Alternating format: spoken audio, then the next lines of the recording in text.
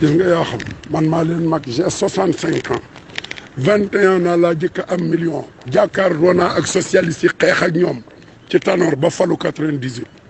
jàkkaarloog PDS yi ba falu ñaari yoon ci seen kaw Ablaye Wade teg ma fenn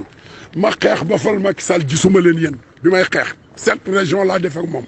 fab sama alal jëpp def ko ci Macky Sall ngeen may saaga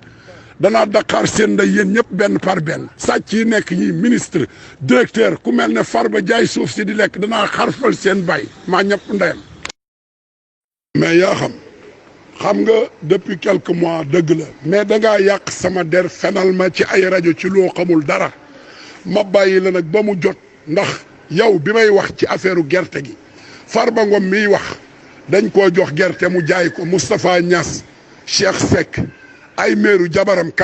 jox nañ ko 40 tonnes Matar Diop bu gàtt boobu nga xam ne moom lay àndal ay centaine de tonnes mu jaay ko Maysa Sele Ndiaye jox nañ ko 70 tonnes jox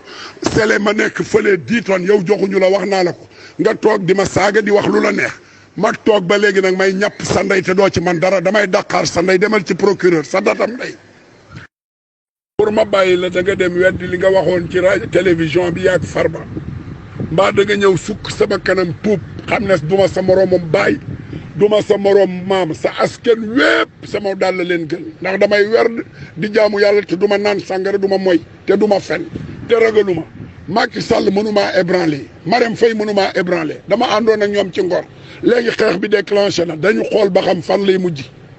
ndax yéen du ngeen gor li ma liggéey CEDEAO ngeen dem di ma dóoral ak di kat seen ndey di wax lu ngeen xamul dara CEDEAO ku fa taxaw ni ma dollar jël naa ko fa ma xotti sa bajom ndey